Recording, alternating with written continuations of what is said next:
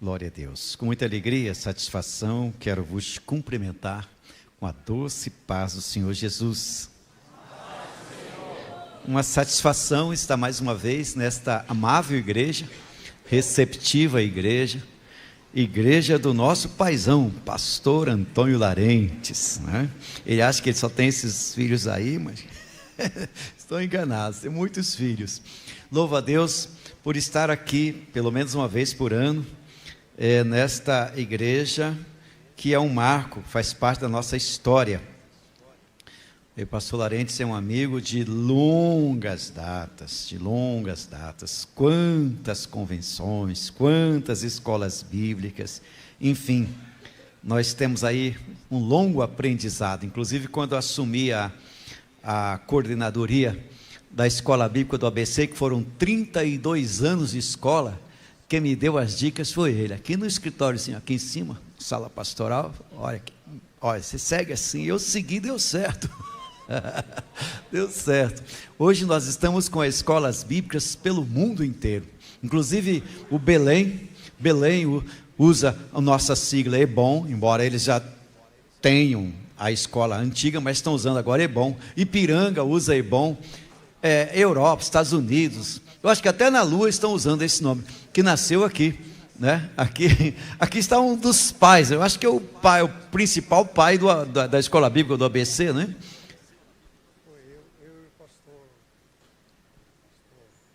Maceió, os pais da Escola Bíblica, embora já haja ou já tivesse, mas o ABC foi que sistematizou a Escola Bíblica e hoje espalhou para todos os lugares onde vem tem uma escola maravilhosa.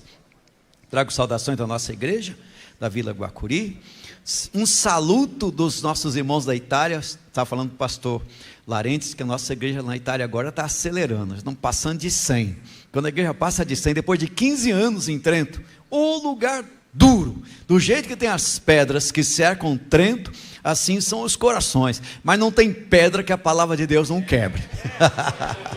Glória a Jesus. E também vamos inaugurar a nossa sede da Convenção do Continente Europeu, agora em setembro em Milão, que já é de Madureira. Inclusive estamos lá, estava até conversando com o pastor que vai estar com a gente lá em Milão em setembro, não é? Ele está pensando. João 10:10 eu quero ler, acrescentando o texto que já fora lido, de Atos capítulo 2, nós estamos no ano dos 2 P's, de 2 P's, Pentecostes e prosperidade, que é o tema da nossa convenção, não é? Glória a Jesus. João 10:10 diz: o ladrão não vem senão a roubar, matar e destruir, mas eu vim para que tenham vida e a tenham em abundância. Amém. Podeis tomar os vossos assentos. A temática é pertinente, pentecostal, e traz conosco uma visão da vida cristã. Vida cristã cotidiana é o nosso tema. O pastor colocou aqui na sua fala que Deus, duas últimas frases, Deus nos convida a viver a experiência do Pentecostes e saborear uma vida cristã cotidiana de prosperidade, com bons frutos e grandes vitórias. Glória a Jesus. Quero louvar a Deus pela vida do pastor Carlos, também Carlos França, que sempre entra em contato conosco, os demais pastores que estão aqui nesse púlpito, a diretoria da igreja. Uma igreja só avança, só prospera quando todos olham no mesmo binóculo pastoral, visão pastoral, e a visão aqui é de ensino, é uma visão que avança. Glória a Jesus. Irmãos, o nosso tema é como enfrentar o pecado e a tentação, e nós temos aqui a divisão da matéria, introdução, vem o tópico aí, como enfrentar as tentações diárias e o pecado. Vamos trabalhar com o exemplo de Jó, os ardis do inimigo e as 3 áreas em que Jesus foi tentado, finalizando com o subtema: como resistir às tentações. Então esse é o conteúdo do primeiro capítulo. Nós vamos aí trabalhando com alguns pensamentos dentro dessa temática. Nós lemos esse versículo: o ladrão não veio senão a roubar, matar e a destruir. Eu vim para que tenham vida. A tríplice função do inimigo é essa: roubar, matar e destruir. Inclusive, engendrando situações difíceis e embaraçosas para o povo de Deus. Mas a segunda parte do versículo diz: eu vim para que tenham vida e a tenham em abundância. A primeira parte fala da questão da tentação e das ciladas que o inimigo prescreve e engendra para a nossa vida. A segunda parte fala do Pentecostes: eu vim para que tenham vida. A vida, existem 2 tipos de vida: vida bios, que vem de biologia, bios, e a vida zoé, ou zoré, que é a vida de Deus. A vida nesse versículo é zoé, ou zoré, que é a vida gerada por Deus. Mas ainda o versículo tem um outro detalhe: eu vim para que tenham vida e a tenham em abundância. Essa palavra abundância é a tradução do verbo perisseu, presente no indicativo ativo do grego, que significa mais que o necessário, mais que o normal. Uma tradução mais atualizada desse versículo seria vida transbordante. Vida abundante, vida transbordante. Eu vim para que vocês transbordem, para que vocês tenham vida tal qual um balde debaixo de uma torneira. Quando o balde enche, a água transborda. Ou a lição do pipoqueiro: o pipoqueiro representa a vida do Pentecoste, porque nunca comprei uma pipoca, um saquinho de pipoca, sem que não caísse pipoca no chão. Então pipoqueiro vai, enche o saquinho de pipoca, dá uma socada, depois coloca mais um pouco e sempre cai umas pipocas no chão. Quer dizer, transbordamento, perisseu. O Senhor nos chamou para ter essa vida transbordante. Em Mateus capítulo 6, versículo 13, Jesus nos ensinou a orar: e não nos deixes cair em tentação, mas livra-nos do mal. Então veja que o próprio Jesus já nos ensinou a ter uma vida de vigilância nesse sentido. Por isso é uma satisfação grande estar reunido com a igreja, com o corpo de Cristo, para meditar nessa temática, que é uma temática que fala de espiritualidade, de crescimento. E quando a gente trabalha sobre crescimento, lógico que esses assuntos aqui apertam alguns parafusos da alma, porque às vezes tem alguns parafusos frouxos na nossa alma, e a palavra de Deus é a chave que aperta os parafusos, que aqui na lição é cristianismo na prática, que seria a vida cristã cotidiana. A vida cristã cotidiana é a extensão da vida transformada que glorifica Deus em tudo que se faz, porque onde um crente chega, Deus também chega, o céu também chega, a bênção também chega. Embora exista pessoas que quando chegam, o inferno também chega. Chega a pessoa, chega a murmuração, descontentamento, a infelicidade, o desemprego, a doença, e quando ele vai, parece que ele deixa uns capetinhas, você tem que mandar embora esses capetas. Mas tem os crentes que quando chega o céu, chega junto, chega a bênção, chega a vitória, chega a libertação, chega a alegria. Então veja que a vida cristã é uma vida de alegria, é uma vida de abundância. E quando, de acordo com o que colocamos aqui na introdução, na página 1, apenas alguns pensamentos, aqui nós temos a defesa de uma sequência, como diz a primeira frase: satisfatoriamente pairamos na sequência de uma visão enriquecedora. Então o que nós temos aqui é a precisão de um discipulado, porque o discipulado, como diz Juan Carlos Ortiz, discípulo que fazem discípulo, que fazem discípulos, que fazem discípulos e reticência. Esse é o discipulado. Nós estamos aqui por causa de um discipulado abrangente que nos atingiu. E a perseverança do ministério do ensino, que é uma característica da igreja, principalmente da Assembleia de Deus. A perseverança de um cristianismo estruturado. Hoje, embora exista cristãos que eu denomino de igreja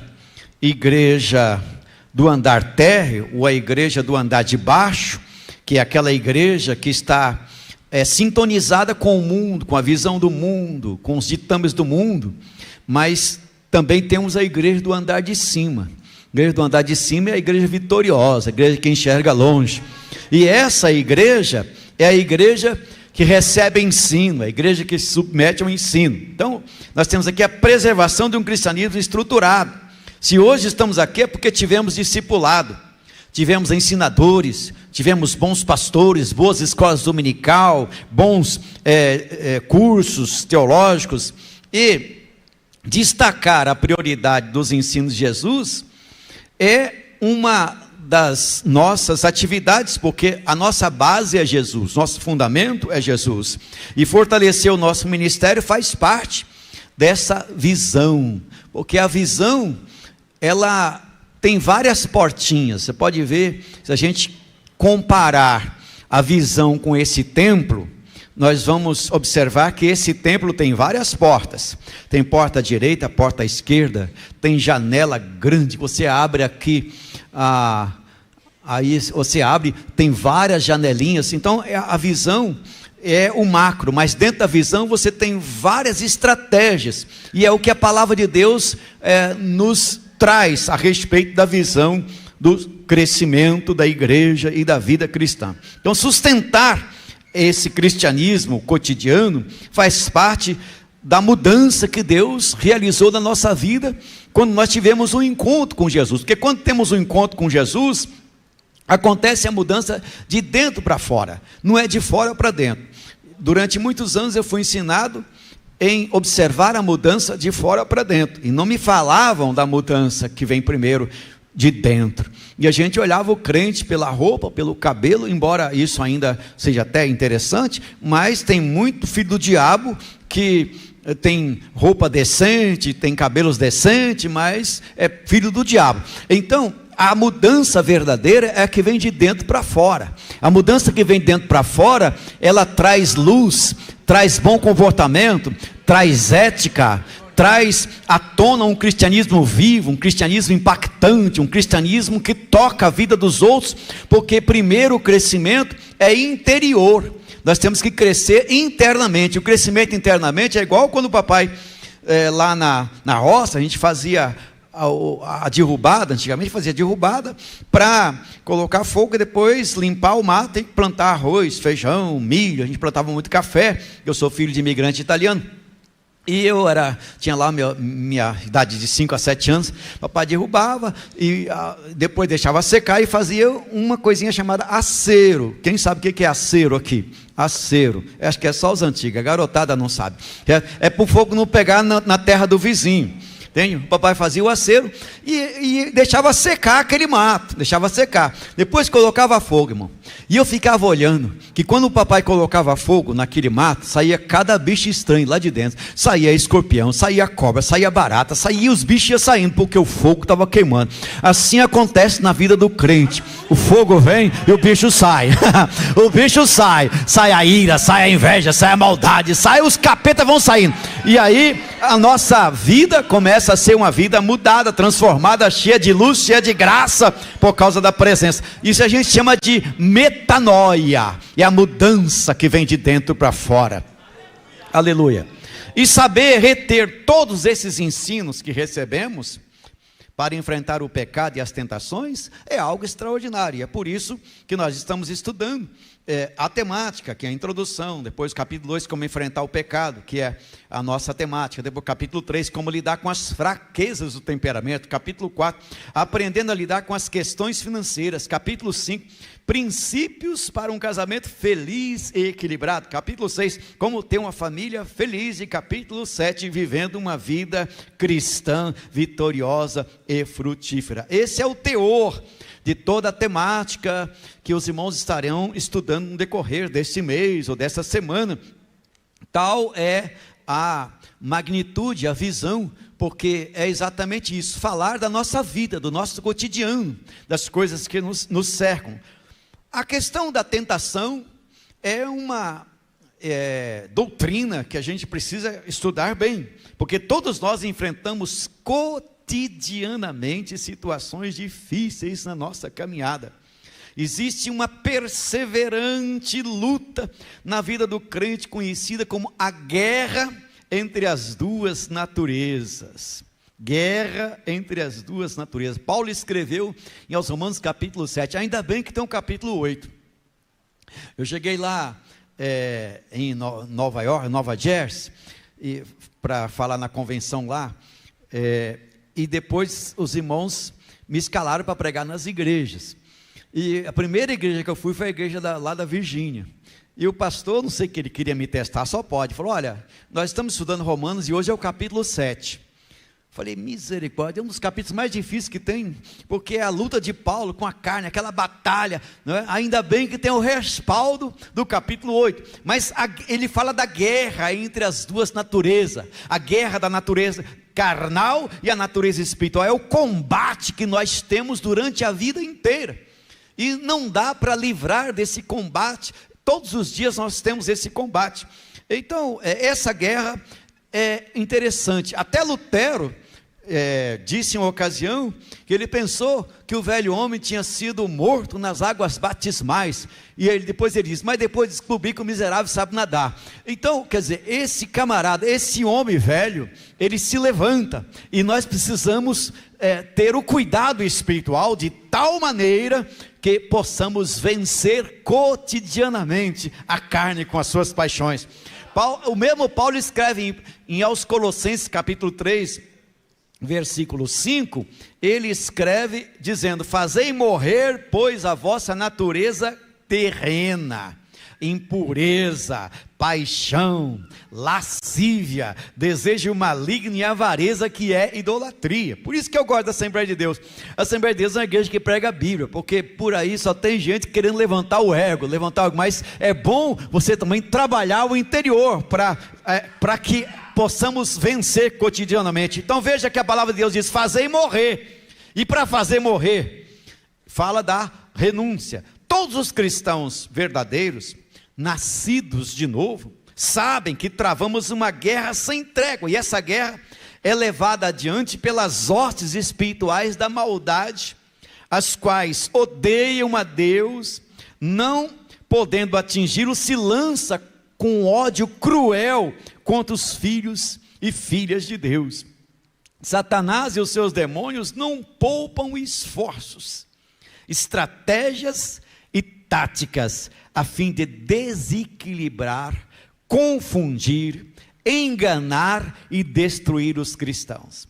E as armas espirituais que estão às nossas disposições são incríveis nesta guerra, porque Deus não nos deixou só, nós não estamos sozinhos. Nós estamos vindo de políticas diversas. A passada dava uma certa margem para as pessoas se armarem, ter o porte de arma, aquela coisa toda, né? E essa de agora estão tirando as armas, mas essas armas não fazem tanto resultado assim, porque a arma verdadeira do crente são as armas espirituais. Essas armas normais, das guerras naturais, os homens podem tirar, a lei pode tirar, mas as armas espirituais não há quem tire, a não ser que você não queira usar. E o Senhor nos deu essas armas para que possamos usar. Em Mateus 28, versículo 20, Jesus disse: eis que estou convosco todos os dias, até a consumação do século. Jesus conosco, Deus conosco, Emanuel, é Cristo na sua casa, Cristo saindo de casa, é Cristo no metrô, é Cristo na Paulista, é Cristo em Copacabana, é Cristo no Morro do Alemão, é Cristo em Paraisópolis, é Cristo nas ruas, é Cristo de manhã, de tarde, de noite, é Cristo segunda, terça, quarta, quinta, sexta, sábado, domingo, é Cristo janeiro, fevereiro, março, abril, maio, setembro, outubro, novembro, dezembro, é Cristo conosco. Então o Senhor diz: eu estou convosco todos os dias, todos os dias. Acredite que Jesus está contigo. São João 14, 23, se alguém me ama, meu Pai o amará, viremos para ele e faremos nele morada. Veja que está no plural, viremos para ele. Então você é a habitação de Deus, Deus está em ti, Deus se move em você, Deus toca através de você, Deus olha através de você, Deus anda através de você, Deus abraça através de você, Deus evangeliza através de você, Deus cura através de você, porque Ele está na sua vida, Ele habita na vida dos crentes. Então veja, essa é uma arma poderosa, glória a Jesus. Mas isso não significa que não sejamos tentados. O mesmo Cristo foi tentado. Vamos ver no final desse capítulo as tentações de Cristo. Mas a tentação tem um lado positivo, porque tem dois aspectos. O que é tentação? É colocar a pessoa à prova, sujeitá-la a um teste. E quando vem esse teste, é que você vai provar para você mesmo se você é o que diz ser, se você é o que normalmente diz que é. E não é no momento que você está dentro da igreja.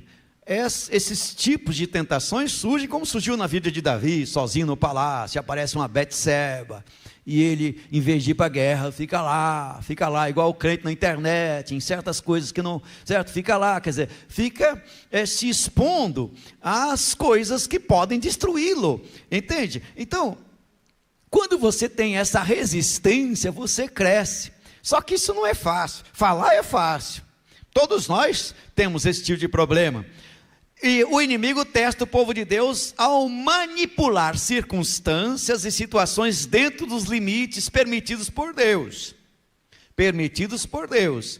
Porque 1 Coríntios 10, 13 diz que Deus não deixa vir sobre nós tentação acima do que podemos suportar. Antes, com a tentação também dará o escape. Olha aí, né? Veja que o Senhor, Ele tem medida. Quando Deus fez a terra e chamou a existência do inexistente, como um grande cozinheiro que pegou o nada e temperou com o tudo, com a poderosa palavra haja, e as coisas iam acontecendo, e diz o texto de Jó mesmo, que ele pôs limites no mar, com a terra que subiu, e disse para o mar: até aqui e não mais adiante. Até aqui e não mais adiante. Isso também tem a ver com a minha e com a sua vida. Existem coisas que Deus fala até aqui. Teve um momento que Saul estava perseguindo Davi, e já estava na hora de colocar as mãos em Davi, não tinha como Davi fugir. E a hora que Saul ia pegar Davi, chegou um aviso. Um mensageiro veio: olha, desce que os filisteus invadiram a cidade. Até aqui e não mais adiante. Então veja que existem os limites. E você precisa prestar atenção, nós precisamos prestar atenção nessa situação. Agora, um dos exemplos clássicos que nós colocamos aqui é o exemplo do patriarca Jó. Jó é assim algo que a gente precisa de pensar demoradamente. Jó é um dos livros mais antigos.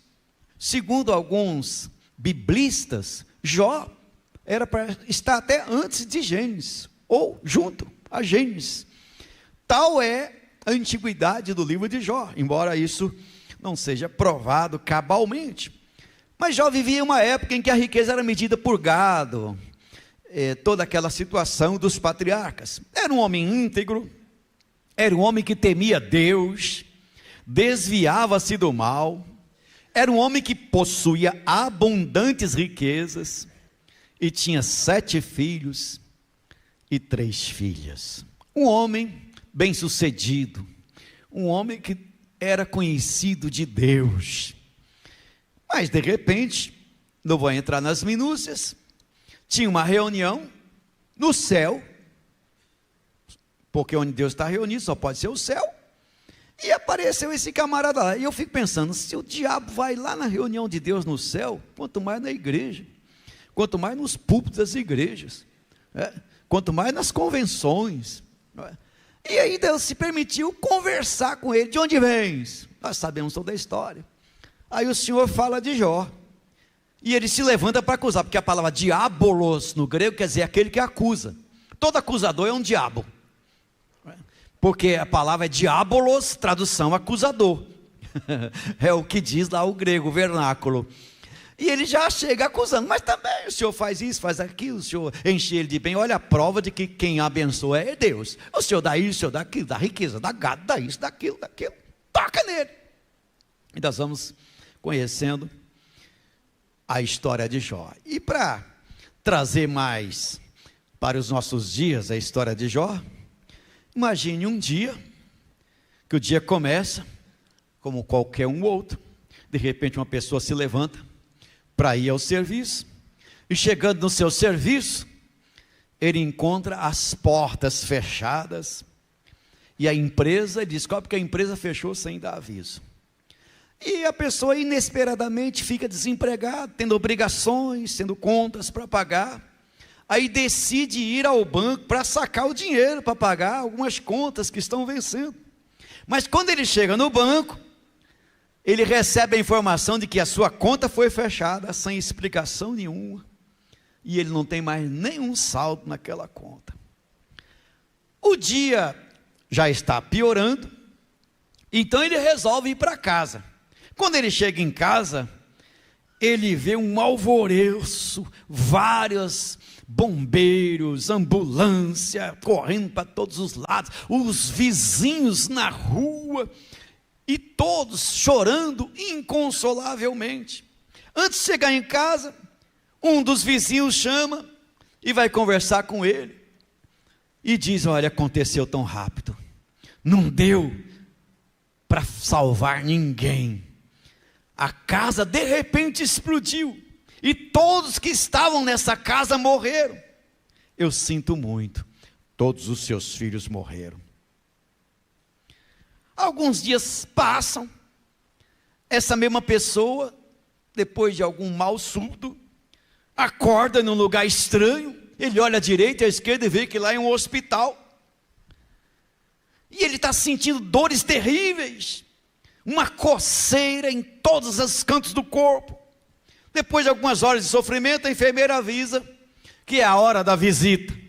No seu caso, todas as visitas estão liberadas, e a primeira pessoa que entra no quarto é a esposa. Ele precisava de uma palavra de consolo da esposa, e a esposa olha para ele, ele olha com esperança, e ela já chega no quarto gritando: eu não entendo essa sua atitude. Ela diz: sua fé não vale nada, Jó. Você confia num Deus que faz tudo isso, que acaba com tudo? Que Deus é esse, Jó? Amaldiçoa esse teu Deus e morre, Jó.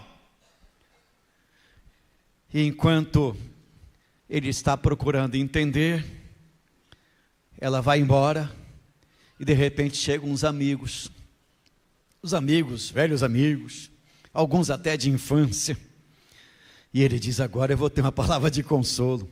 Mas os amigos chegam, olham para ele e ficam quietos, não falam nada, não diz uma só palavra, ficam de boca aberta olhando para ele.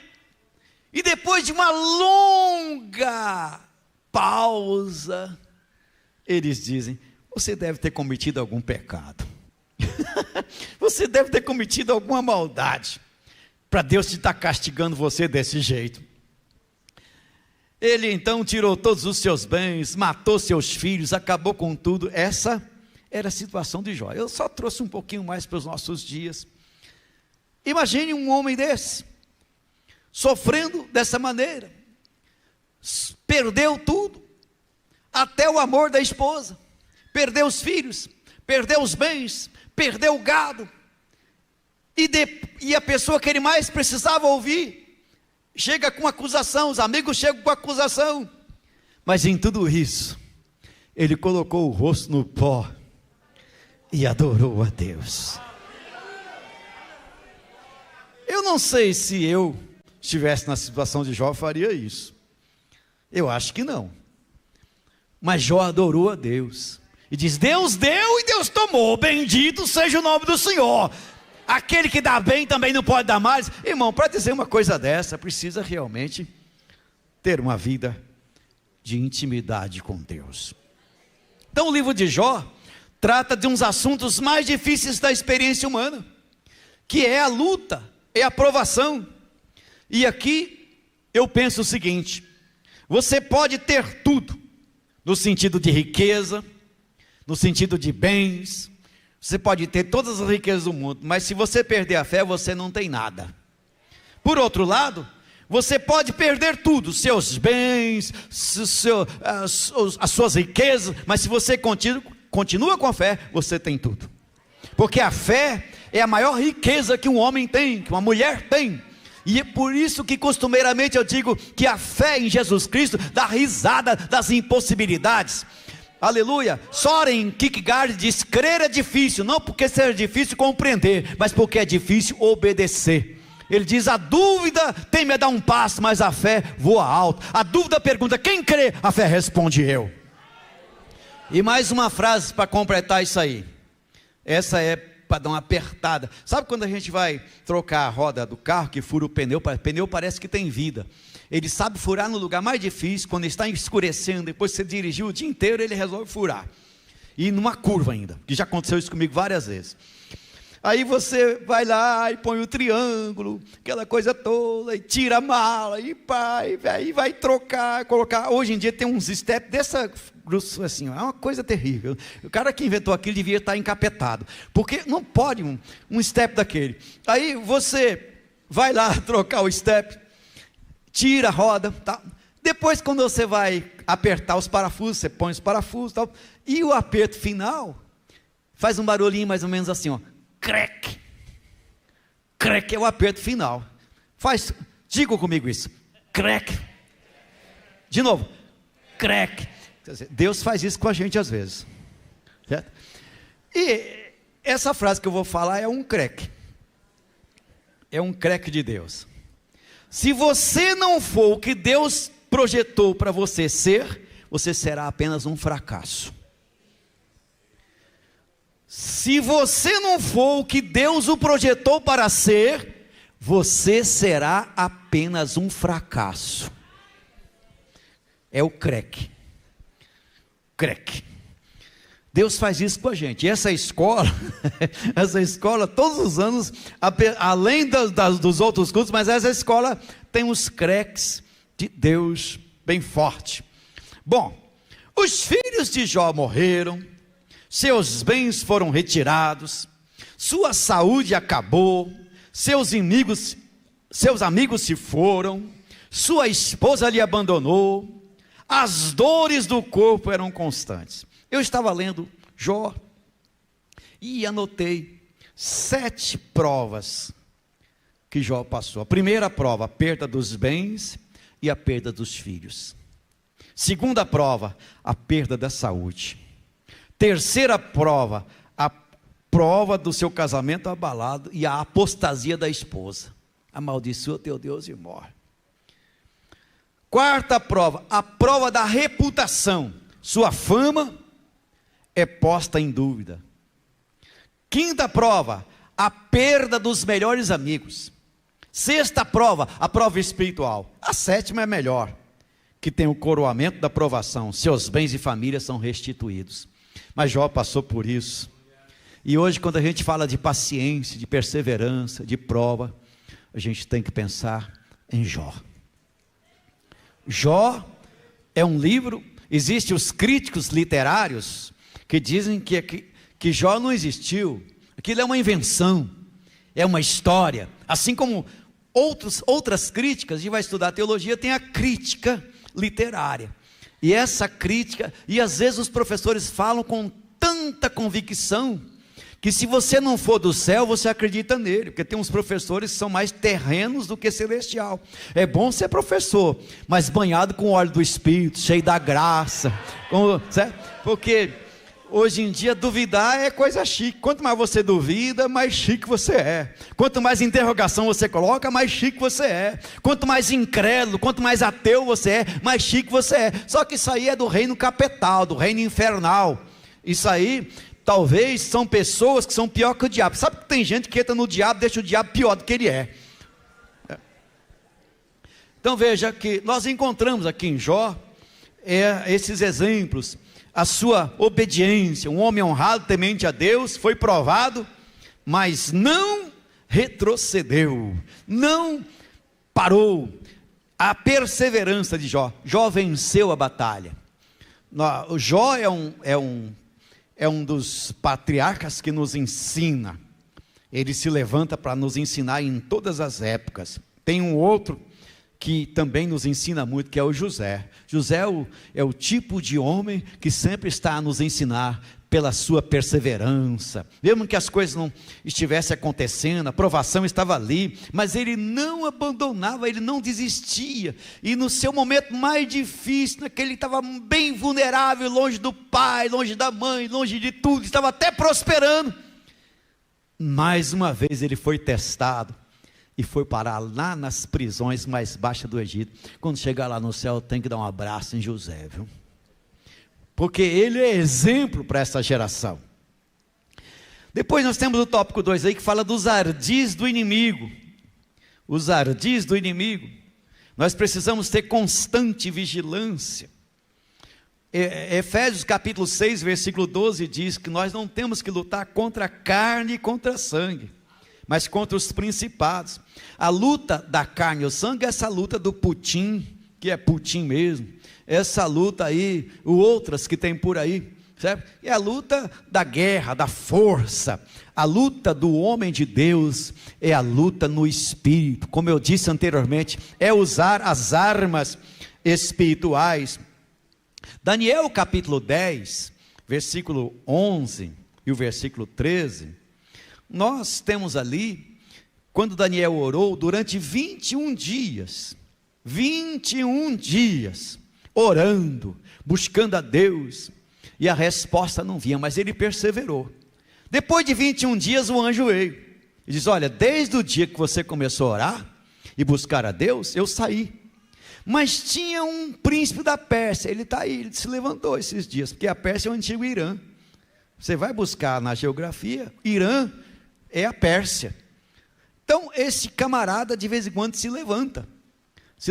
Então veja, um dos príncipes da Pérsia, e ele teve que vir um anjo de maior patente. Essa é a batalha espiritual que a gente precisa de prestar atenção. Aleluia. Por isso que Jesus fala para orar, perseverar na oração. Costumeiramente eu digo que a oração do crente fiel tem pé e anda, tem asas e voa até chegar no céu. A oração do crente fiel tem um braço comprido. Você ora aqui, toca na China, no Japão, você toca em qualquer lugar, tem um braço comprido. E nós estamos aqui por causa da oração. Uma vez eu tive um sonho com essa igreja, não esqueça, que eu até registrei, tem sonhos que são de Deus. Eu sonhei que eu cheguei aqui nessa igreja de Vila Alpina, e eu fui para o porão dessa igreja. Quando eu cheguei no porão da igreja, os irmãos me mostraram a casa de máquina da igreja de Vila Alpina. Era uma coisa tremenda, máquinas e mais máquina, casa de máquina. Tem alguma casa de máquina aqui embaixo? É a oração da igreja, a casa de máquina. Olha só que eu estou lembrando, pastor, isso faz uns 20 e tantos anos, quase 30 anos que eu tive esse sonho com a igreja de Vila Alpina. Cheguei aqui e me mostraram a casa de máquina da igreja. Em vez de me mostrar a igreja, me mostraram a casa de máquina. Então é oração, é o sustentáculo da igreja. Quando você ora, não tem como o diabo não sair, não tem como o capeta não sair, não tem como a enfermidade não sair. Meu pai tinha um versículo predileto dele, Mateus 21, 22. Todas as vezes que íamos orar, ele citava: e tudo que pedis em oração, crendo recebereis. E tudo que pedis em oração, crendo recebereis. E tudo que pedis em oração, crendo recebereis. Então veja, nós temos aqui Daniel orando, e a vitória veio depois de 21 dias. E se Daniel não tivesse orado esses dias todos, tivesse desistido no 10º dia, não tínhamos essa revelação. Se tivesse desistido no 15º dia, não tínhamos essa revelação. Você está entendendo? Porque às vezes você não alcança a vitória porque você desiste antes. Você vai, ajoelha, fala tudo que quer falar, aquela reza que não é nem oração, é reza, sabe? E às vezes vai orar de noite, depois de um dia de cansaço, vai ajoelhar, e quando você vê, já faz uma hora que você está dormindo ajoelhado, né? Que você faz aquela reza. Mas a questão toda é a seguinte: quando o Espírito de Deus vem na nossa alma, a gente ora, a gente busca, a gente clama, e você percebe que a oração ultrapassa o teto, ultrapassa a toposfera, a ionosfera, a lisosfera, todas as feras que tem para cima, e chega diante do Senhor, em nome de Jesus. Então você observe que nós temos aí potestades, de acordo com Efésios 2, 6, 12, príncipes deste século e hostes espirituais da maldade. Os demônios estão organizados. Príncipe da potestade, demônios que comandam milhares de outros demônios, que são os principados. Depois, príncipe das trevas, eles trabalham diretamente contra o reino de Deus e a igreja. Aí está o príncipe da Pérsia, hostes da maldade. Então veja, eles estão preparados para atacar em todas as áreas, entidades malignas que provocam guerras entre as nações. Lucas 21, 10, essa questão das guerras, reinos das trevas, tudo são organizações de demônios que trabalham em unidade. Esse pessoal, esses espíritos trabalham em unidade, por isso que eles conseguem muitas proezas, porque eles são unidos no mal, para fazer o mal. Esse negócio da unidade, a gente precisa de pensar demoradamente, porque o povo de Babel se uniu para construir uma torre, e o objetivo deles não era bom, porque Deus queria que o povo se espalhasse, para povoar a terra, mas sob o governo de Nimrod, eles se reuniram para construir a torre de Babel, que está lá no antigo Iraque, lá na antiga Babilônia, bem naquela região ali. E Deus foi dar uma olhada e viu que eles estavam unidos. E o Senhor disse: se esse povo continuar assim, nada mais pode lhes deter. Desçamos e confundamos. O Senhor veio e confundiu a língua, daí saiu as diversas nações, o poliglotismo. Mesmo Deus que veio para confundir em Babel, veio para esclarecer no Pentecoste, porque no Pentecoste tinha nações, várias nações, e o Senhor veio para esclarecer, porque Ele é o autor de todas as línguas. Mas eu estou dizendo isso por causa da unidade. Então a unidade, ela faz proeza, tanto do lado mal, como do lado bem, e a igreja precisa crescer nessa visão. Madureira costumeiramente diz que a nossa temática é o Salmo 133, sempre se lê nas convenções, que assim o seja, porque onde tem unidade tem óleo, onde tem unidade tem unção, onde tem unidade tem graça, onde tem unidade tem autoridade, onde tem unidade tem Deus, onde tem unidade tem cura, onde tem unidade tem expansão, aleluia, unidade.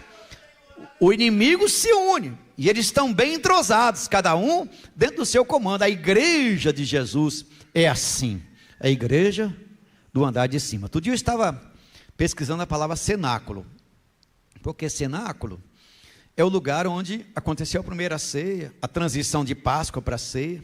Depois você vai estudar esse cenáculo, você observa que os discípulos continuaram a se reunir nesse cenáculo. Tanto é que no Pentecostes eles estavam no cenáculo. Atos capítulo 1 fala isso. E a tradução de cenáculo é andar de cima. Que coisa maravilhosa. E a igreja de Jesus é do andar de cima. Quem está no andar de cima vê longe. Você está no andar de cima, você está viajando de avião, você vê o prédio antes, depois, para trás, para frente. Quem está no andar de cima enxerga longe. Agora no andar de baixo só vê no horizontal, só vê luta, vê treva, que é lutar, guerrear, fazer contenda, divisão de igreja, abrir igrejinhas, igrejolas, para fazer confusão com as outras, confundir os outros. Isso é andar de baixo. Andar de cima é outra coisa. Eu creio que nessa noite estou falando para a igreja do andar de cima, aleluia. E a igreja do andar de cima é uma igreja unida, uma igreja que tem visão, uma igreja que enxerga, uma igreja que tem luz, uma igreja que tem competência, é a igreja do Senhor. Mas nós temos que falar novamente das armas. Eu quero falar de 5 armas aqui, que não tem como não ser poderosa. A primeira arma é o nome de Jesus. Marcos 16, 15, em meu nome expulsarão demônios, falarão novas línguas, colocaram a mão sobre os enfermos, ficaram curados. No nome de Jesus, o capeta sai, o inferno sai, a terra se muda. Aleluia, o nome de Jesus é poderoso na sua vida, na sua família. O nome de Jesus tem poder. Aleluia. Eu fico triste quando eu vou para a Itália e lá é uma treva pura. E fazer uma pesquisa e descobrir que na cultura italiana o nome de Jesus está em 6º lugar.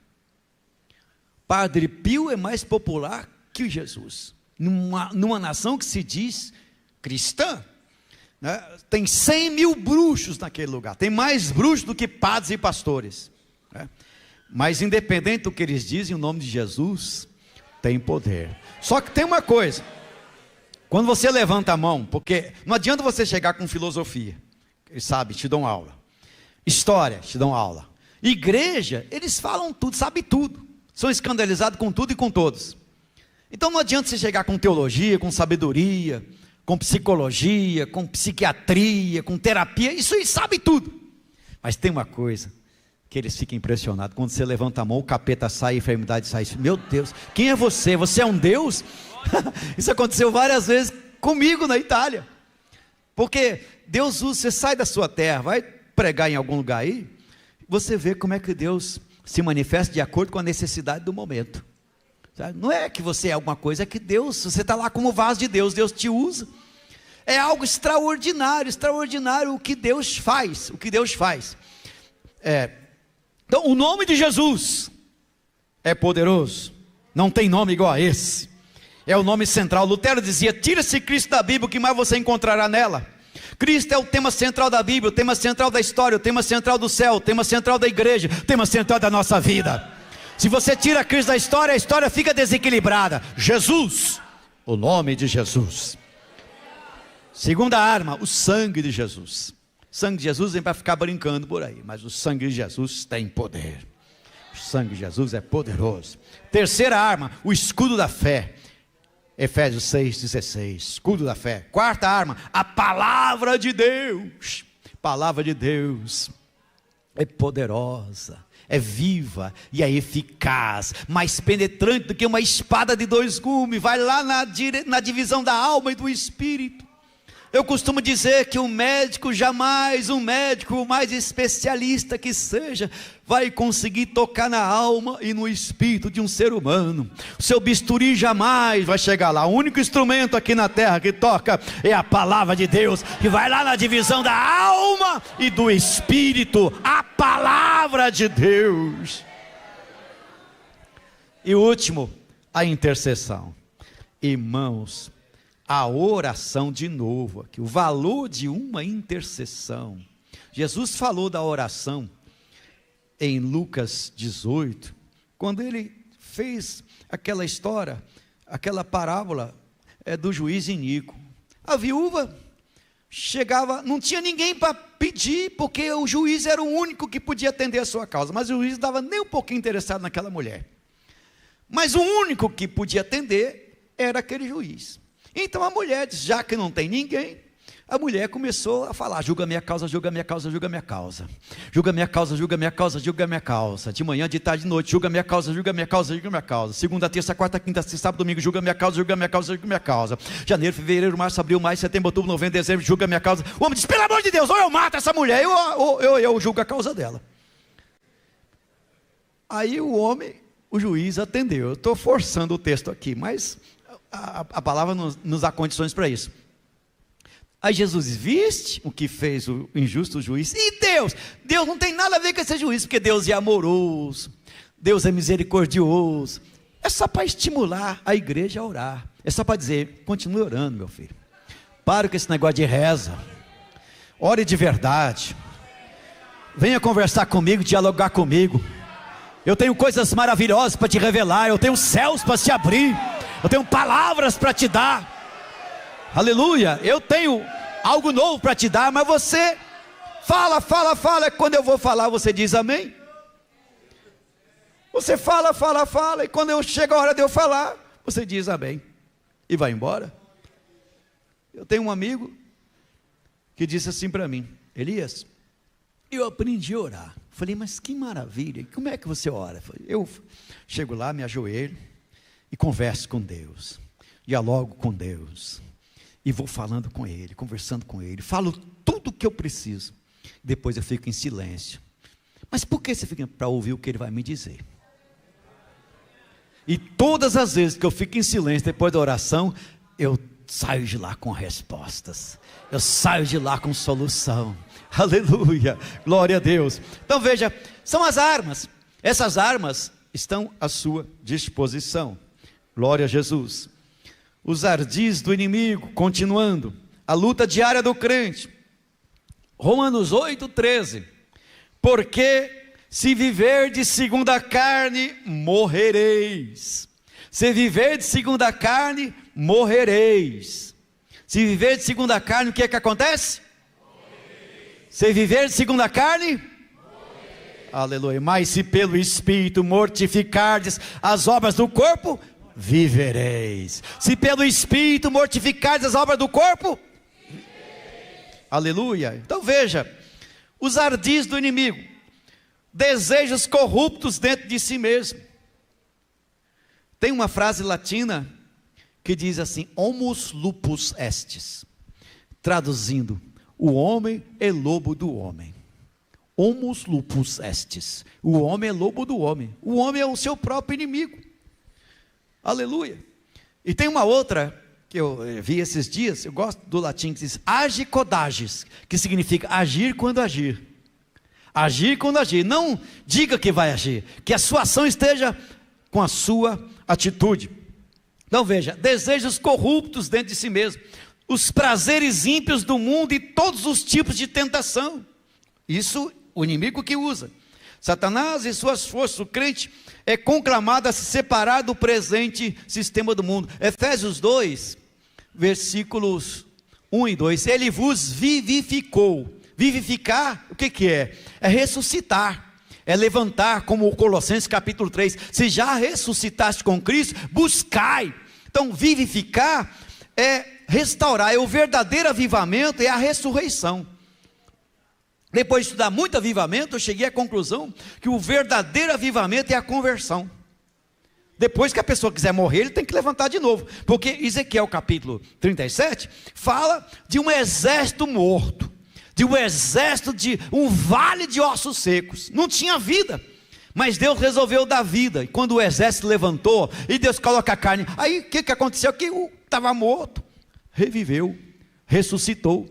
E a vida cristã é uma vida de ressuscitado. É claro que o cristão avivado aviva o outro, porque às vezes tem a pessoa desanimada. Então ele vos vivificou, estando vós mortos em ofensas e pecados. Agora o versículo 2 de Efésios 2, vós que outrora andaste segundo o curso do mundo. O que é o curso do mundo? É o sistema do mundo, ideologia do mundo, o satanismo do mundo, e está tudo aí hoje em dia, irmãos. Olha, me desculpe, com todo respeito às irmãs Maria, que não tem nada a ver com você, mas eu vou usar a expressão, hoje em dia está cheio de crente, Maria vai com as outras. Você todo está fazendo assim, eu também faço. Tem tatuagem, eu também tenho. Tem calça rasgada, eu também tenho. Tem cabelo espetado, pintado, eu também tenho. Mas espera aí, qual é a razão que você está fazendo isso? Deus está nesse negócio? Porque a mente do crente tem que ser a mente de Cristo, a mente do céu, a cultura do céu, a filosofia do céu, a teologia do céu, a visão do céu, a presença de Deus, a graça de Deus, a direção de Deus, a presença do Espírito, o fruto do Espírito, o dom do Espírito. E quem tem a mente de Deus, quem tem a mente de Cristo, pensa diferente. Essa escola é do Larentes, tá? Nós somos da mesma escola. Quem tem a mente de Cristo é diferente. Você tem a cultura do céu, onde você chega, você não vai se envolver com o lixão do mundo. O lixão do mundo pode ser até interessante, mas no lixo não tem nada que presta. Quem jogou no lixo é porque não presta. Deus te tirou de lá, e quando você chega lá, agora você chega como luz, com a cultura do céu, pensamento do céu, visão do céu, revelação do céu. Você não foi chamado para imitar as pessoas do mundo. Claro que tem moda que não tem nada a ver, mas tem coisas por aí que são ligadas com Satanás. Eu encontrei uma jovem lá na Itália, com a camiseta, nada contra a camiseta, nada. Mas eu fui na camiseta dela, estava escrito em inglês, Princesa das Trevas. Eu falei, você sabe o que está escrito aí? Não sei, está escrito Princesa das Trevas. É mesmo? Ela foi lá, tirou a camiseta, jogou, foi lá, pegou outra e colocou. Então quer dizer, só porque está escrito em inglês, você tem que saber o que está escrito aí. Porque você tem a marca de Cristo, você tem a mente de Cristo, você tem que saber as coisas. Aleluia. Glória a Deus. Quais são as motivações da tentação? Aspectos positivos, já disse, lá no começo. Você tem um lado positivo, porque se a tentação vem, é porque tem alguma coisa aí boa em você para ser desequilibrada. E todos os homens de Deus passaram por essas situações. O texto fala aí da questão do jardim, a árvore do jardim, a possibilidade da tentação. As árvores do jardim do Éden. Tinha 2 árvores lá. Por que Deus não colocou só uma? Mas colocou 2. Aqui entra o direito de escolha. Deus não fez o homem robô. Deus fez o homem com livre-arbítrio, com direito de escolha. Eis que eu coloco diante de vós o caminho da vida e da morte. O que é isso? Escolha, pois, o caminho da vida para que viva. Direito de escolha. Direito de escolha. Então, o homem foi e escolheu a árvore da ciência do bem e do mal. Então, veja bem, a possibilidade da tentação. Deus já sabia? Sim. E o que o inimigo usa para que essa situação se conclua? Sugestionamentos. Despertamento dos desejos. Porque se você permitir se colocar diante da tentação, o que vai acontecer? Você vai ser tragado. Eu estava lendo uma história muito peculiar para esse momento. Um homem queria escalar uma montanha, mas ele estava trabalhando e tinha suas obrigações. Ele disse, quando eu me aposentar eu vou escalar a montanha. Estava na frente da casa dele. Um dia ele se aposentou, ele disse, chegou o dia, falou para a esposa, que eu vou escalar a montanha. Aí ele comprou todo o material para escalar a montanha, o esporte predileto dele, escalou a montanha, subiu, chegou lá no topo. Olhou, disse, que glória, consegui escalar a montanha. E a montanha tinha uma caverna. Ele entrou na caverna, tinha lá, olhou na caverna e viu um leão. O leão estava morrendo de sede, estava agonizando já para morrer. Ele pegou a água que levou e deu para o leão. E também deu água uma vez, deu água a segunda vez, deu água a terceira vez. E o leão abriu o olho e estava cansado, sentou para descansar. E não acordou mais, porque o leão recobrou o seu sentido, foi lá e devorou, estava com fome, e ele era a comida do leão. Então, não alimente aquilo que pode te destruir. Tem muita coisa que pode destruir a gente que você alimenta. E é o que eu disse no início, tem muita coisa na internet que você fica alimentando. Né? Tem lá um homem todo saradão, aquela coisa toda, fica olhando, uma mulher toda, fica olhando, com um pouco, meu filho. Quer dizer, você está alimentando, está despertando um desejo, que não adianta querer tapar o sol com a peneira, certo? Nós somos carne, nós temos desejos, nós temos inclinações, então é necessário que façamos o quê? É necessário que tenhamos cuidado com esses sugestionamentos, porque isso desperta o desejo, e começa a suscitar as dúvidas, e assim, essa tentação vai crescendo até o ponto dela tomar conta da pessoa, e jogar no chão. Quem nunca caiu depois que se converteu? Não existe uma pessoa na face da terra. Por que você diz isso, pastor? Porque é o seguinte, mexer um pouco com os irmãos, porque aqui só tem adultos. Por exemplo, a gente fala que adulterar é pecado? É, da disciplina. Fornicar é pecado? É, da disciplina. Mentir é pecado? Sim ou não? Eu nunca vi ninguém ser disciplinado por disciplina, poucas pessoas. Mas dá inferno. Mentira, adultério, fornicação, glutonaria também, que está no pecado da carne lá. Tudo isso é coisa ruim. Isso dá inferno. Aí eu pergunto, Quem nunca mentiu depois que se converteu? Não me responda. Não me responda. Então, quer dizer, algumas quedinhas todos nós tivemos já. Algumas quedinhas. Se não for a misericórdia de Deus, pela graça sois salvos mediante a fé, isso não vem de vós, é dom de Deus. E nós criamos algumas coisas, que eu não vou entrar em detalhes. É por isso que eu vou repetir o versículo. 1 Coríntios 10, está aqui na lição. 1 Coríntios 10, 12, diz: aquele pois que pensa estar em pé, olhe para que não caia. Mas o versículo 13, repetindo: não veio sobre vós tentação senão humana, mas fiel é Deus, que não vos deixará tentar acima do que podeis. Antes, com a tentação também vos dará o escape, para que possais suportar. A medida, é a medida. Deus está contigo, Deus te ama, Deus te quer, Deus te sustenta, Deus te dirige, Deus te orienta, Deus está contigo, Deus dorme contigo, quer dizer, Ele não dorme, esse que não tosqueneja, mas você está dormindo, a mão dele está sobre ti, a bênção dele está sobre ti. Quando você pega no sono profundo, Deus começa a abrir o céu e te dá revelações profundas, e você tem que entender, porque alguma coisa é só para você mesmo, não é para você ficar contando por aí, mas é algumas coisas profundas para a sua vida e para a sua alma. Você tem que entender a voz de Deus, o sussurro de Deus da sua alma e da sua vida.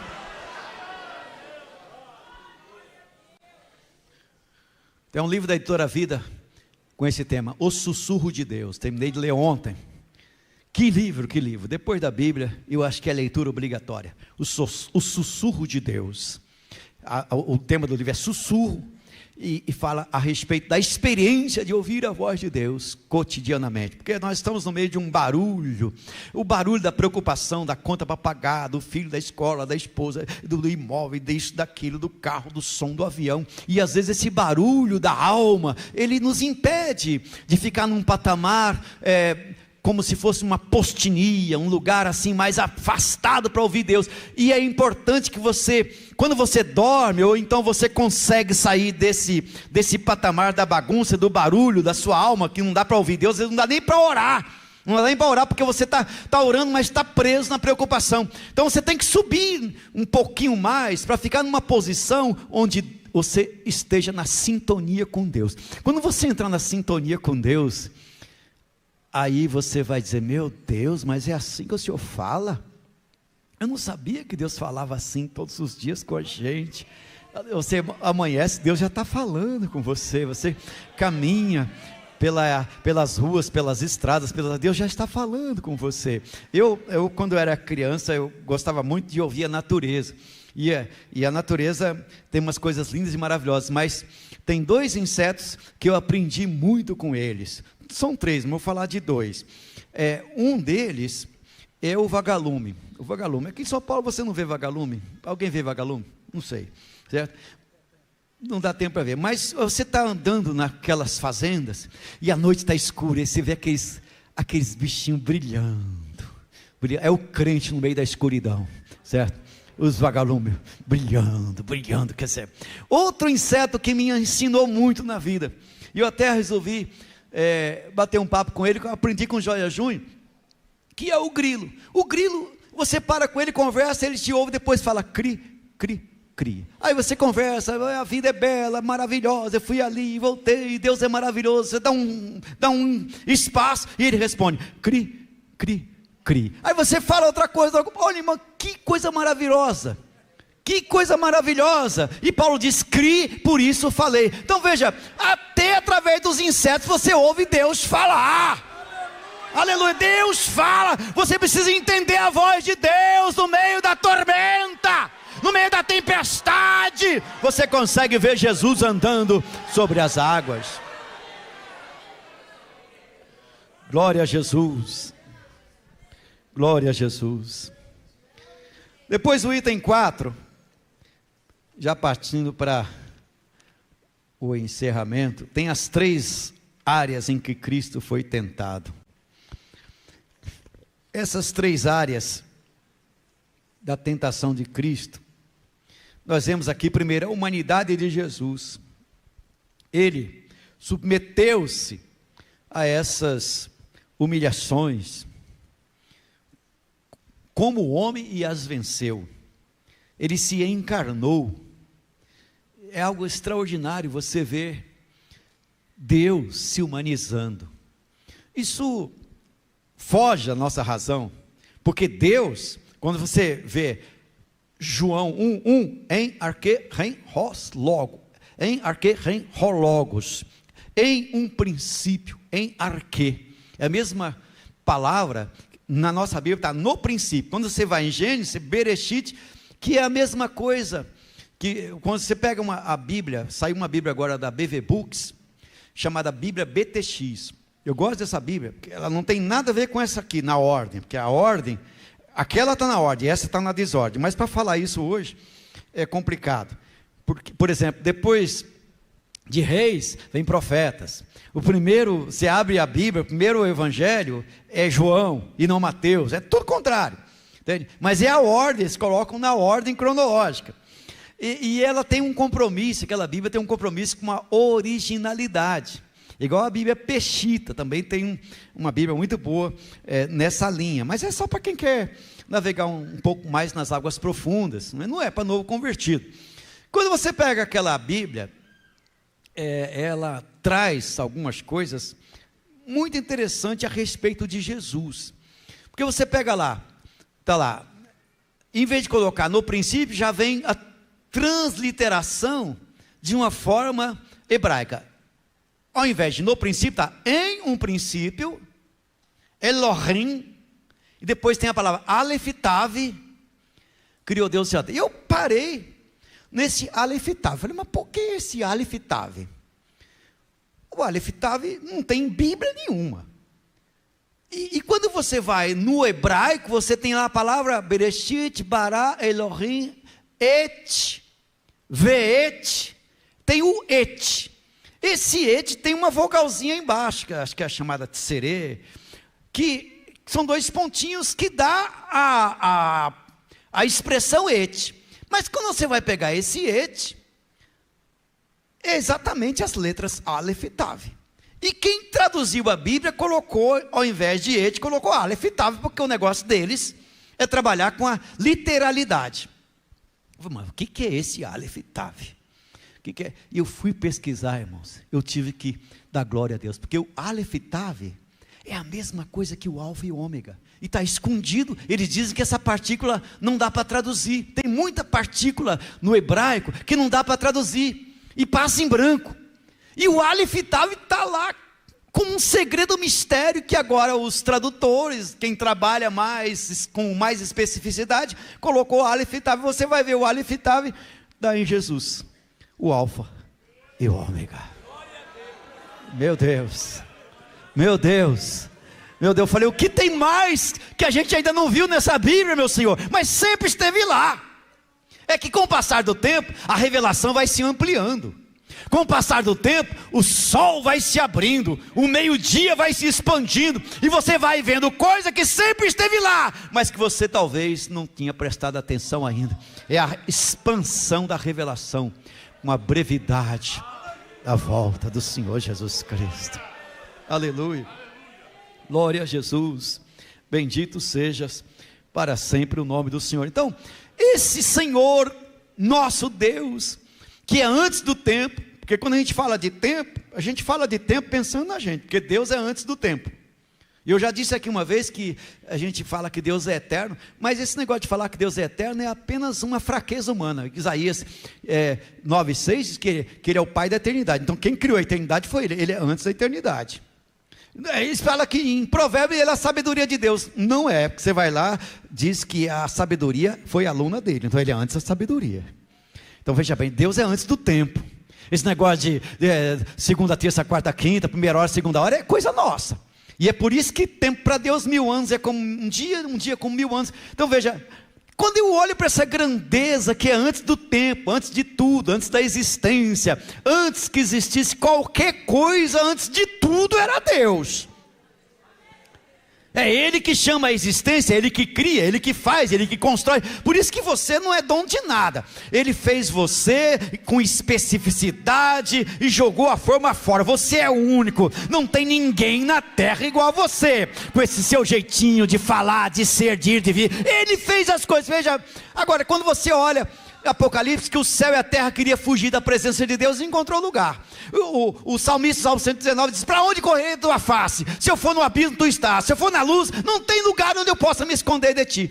Agora você olha para um Deus tão poderoso desse, ele se humilha a tal ponto de comer nossa comida, andar nas ruas, falar a língua humana, passar por dor, necessidade. Irmão, isso é uma coisa tremenda. Isso é a descida de Cristo. Tem gente que não é nada, como eu digo, e o rei dela cocada neira, ou de King of the Black coquete ou cocada. Quer dizer, o problema é que tem gente que quer ser a cereja do bolo. Não é nada, só porque tem. Olha, tem gente que precisa ter um encontro com Jesus, apesar de pensar que é de Deus. Um pastor que foi para o hospital e estava lá: morre, não morre. E ele não falou que era pastor e foi internado. Diz: ai meu Deus, o que vai ser de mim? E desesperado. A enfermeira, que era crente, que não sabia que era pastor, disse: senhor, tenha calma. Quero dizer para o senhor, tinha uma época que eu era assim igual o senhor, mas um dia eu aceitei Jesus, minha vida mudou. Então quer dizer, precisa ter um encontro com Jesus. Quando a pessoa tem um encontro com Jesus, as coisas mudam. Agora você vê Jesus se humanizando. Isso é impressionante. Se humanizando. E como diz Efésios capítulo 4, que é o efeito que nós, fazendo ali uma ponte para Filipenses capítulo 2, 7, que é o alto esvaziamento, é o Senhor descendo, tendo em vista você, a humanidade, para nos salvar, nos resgatar. Irmão, isso é algo extraordinário, algo maravilhoso. E ele submeteu-se. Interessante que depois do batismo, quem conduziu Jesus para o deserto foi o Espírito Santo. E ele foi para o deserto para ser tentado pelo diabo. Aquele sujeito não é brincadeira não, apesar de que Lutero uma vez disse que o diabo é o diabo de Deus, mas eu não sei porque que Lutero disse isso. Ele disse que o diabo é o diabo de Deus, que é um elemento pedagógico de Deus, ele existe para fazer o crente ser mais crente, mas são as teologias, né? Mas a gente aprende um pouquinho com isso. Entretanto, o Senhor Jesus passou por essas situações, pelo deserto, e o diabo não chega no começo, ele chega no fim, depois de 40 dias, depois de 40 noites, depois de não ter água, de não ter comida. Porque tem gente que diz que o jejum de Jesus foi com água. Eu não acredito. Se Moisés passou quase 80 dias sem água, Jesus não ia passar, né? Então, eu creio, Jesus é Deus, sempre foi Deus. Depois, mas ele estava na situação humana. Ele passou por todos os problemas, sem pecado, mas passou por todas as situações.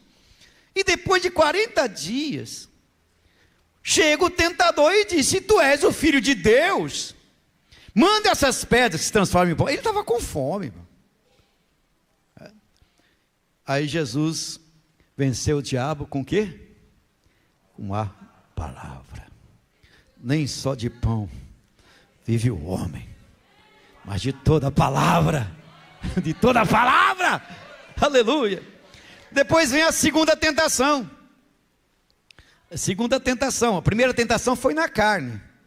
A segunda tentação, um pouco mais avançada: se tu és o filho de Deus, lança-te daqui abaixo, porque está escrito: aos teus anjos dará ordens a teu respeito. Tentou Jesus nas emoções, porque alguns dizem que foi no Espírito. Tem várias versões, mas eu creio que aqui é mais a emoção, porque é a questão da vanglória, aquela coisa: olha o que ele fez. E hoje em dia está cheio de gente assim, né? Que quer fazer alguma coisa para receber palmas, que é a fama, é o tal das 3 barras que os pastores antigos falavam, né? Que o pastor tem que tomar cuidado com as 3 barras: barra da fama, a barra do ouro. Qual era a outra barra? A barra da saia. Então, então os irmãos sabem aqui, hein? O pastor tem que ter cuidado com essas 3 barras. Mas a questão da fama, porque esse negócio de ser famoso, cá para nós, não me fale. Quem não quer ser famoso, hein? Quer fama, né? Você leva a pessoa lá, aí você chega, vai abrindo alas, aquela coisa toda. É só que a sepultura é a mesma. E se não tomar cuidado, meu filho, vai lá para o outro lado, igual aquele rico de Lucas 16, 19 diante, que achava que era grande, achava que tinha coisa, só que chegou o dia dele, chegou o dia de Lázaro. O discurso no velório, aquela coisa, então vamos fazer até um busto, um quadro, só que do outro lado a situação era outra, ele já estava lá no Hades. Manda Lázaro colocar a mão na água, quer dizer, essa é a situação de muita gente, está acontecendo exatamente agora, passando para o outro lado da vida. Embora o inferno lá no futuro vai ser lançado no lago de fogo, e não é para ser destruído, como diz os adventistas. Mas veja aqui, a tentação das emoções. E aqui Jesus já tinha ensinado em Mateus capítulo 6, versículo 1, guardai-vos e fazei as vossas boas obras diante dos homens, para serem vistos por eles, de outra sorte não tereis recompensa, que o vosso Pai que está no céu. Então veja aqui, é a tentação das emoções. Olha o que ele fez, olha o que Jesus nunca se exibiu. Na verdade, quando ele fazia os milagres, ele mandava ficar quieto, não fale para ninguém, não fale para ninguém, não fale para ninguém. Vemos aqui a humildade de Jesus. A terceira tentação, e levou lá no pináculo do templo, e mostrou-lhe todos os reinos do mundo e a glória deles, e disse: tudo isso eu te darei se prostrado me adorares. Ele queria adoração. Adoração é para ser dada a Deus, e ele queria roubar a glória. Sabe, tem muita gente que chega com ofertas. Não faz muito tempo, acho que eu estou numa idade que tudo é há 40 anos. Você vai chegar lá, tudo é há 40 anos, há 50 anos. Minha idade está nessa aí. Há 50 anos, eu estou casado há 42, 43 anos. Vou para 40 anos que sou pastor, e tudo é assim, né? Se você ainda não chegou, vai chegar lá. Minha idade está assim, falta menos tempo para ir para o outro lado da vida do que eu já vivi, né? A outra porta, mas tinha mais ou menos uns 40 e 50 anos, 50 e poucos anos, faculdade de Direito de Diadema, me convidou lá o diretor, o pedagogo, fizeram uma reunião comigo lá. Eu falei: mas por que vocês me chamaram? Não, nós queremos te fazer uma proposta. Olha só, nós queremos que você seja um deão aqui da faculdade, da curso de oratória, que é curso de direito. Me fez uma oferta, mas uma oferta, e falou assim: eu não vou te oferecer salário não, você vai para casa e pensa quanto você quer ganhar. E eu numa necessidade, irmão. Só que é o seguinte, você precisa esquecer esse negócio de igreja, não tem mais tempo para a igreja, porque ele sabia que eu era pastor. Eu falei: não é possível que eu estou, uma pessoa de 50 e tantos anos, um serviço desse, uma oferta dessa, só pode ser o inferno. Só pode ser o inferno.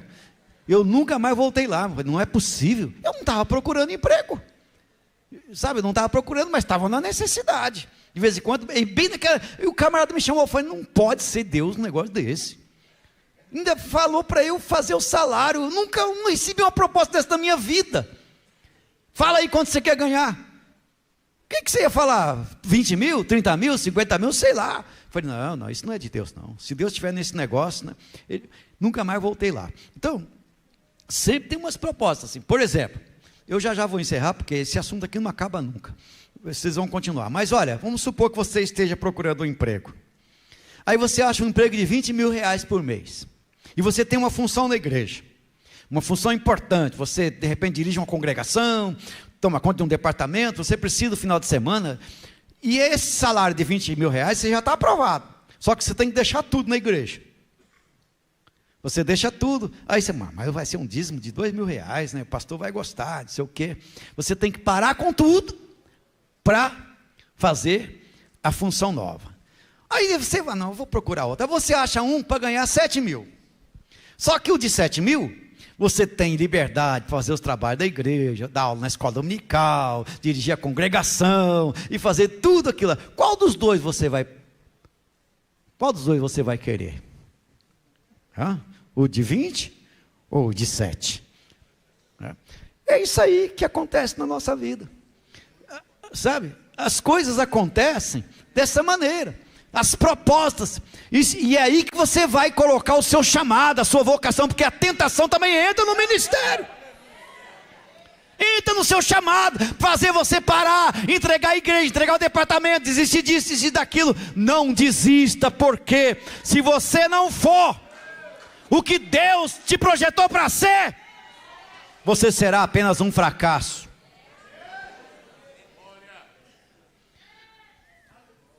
Eu vou parar, irmãos. Mas depois vocês continuam. Deus seja louvado. Aqui no início do livro, coloquei uma historinha que fala da vida cristã. Essa história, uma jovem ia viajar e chegou no aeroporto, o voo dela atrasou. Então ela foi para a sala VIP, tinha direito à sala VIP, comprou uma bolachinha, comprou um livro e sentou para comer a bolachinha e lendo o livro até que o voo dela desse a hora do voo. Aí veio um senhor, sentou do lado dela, ela abriu o pacote de bolacha na cabeça dela, e ela pegava uma bolacha, o senhor do lado dela, e ela pegava uma bolacha também. Não é possível que esse senhor não está pegando a minha bolacha. Aí ela pegava outro, o homem pegava outro. Mas como é que pode? Que sujeito, cara de pau, dizia ela. E foi pegando, e ela querendo voar no pescoço do homem, fazer um escândalo, mas ela se controlou. Quando chegou na última bolacha, ela dizia: eu vou ver o que esse camarada vai fazer agora. E foi lá, dividiu a bolacha no meio, deixou metade para ela. Ela pegou aquela metade da bolacha e saiu vendendo azeite. Não é possível uma coisa dessa. E chegava até, tá bufando, e aí chamou, chamaram lá que o voo dela, ela foi, entrou no avião, brava, querendo matar aquele homem, mas ficou quieta, travada. Quando ela sentou lá na cadeira dela, foi abrir a bolsa, o pacote de bolacha dela estava intacto lá dentro. A bolacha era do outro.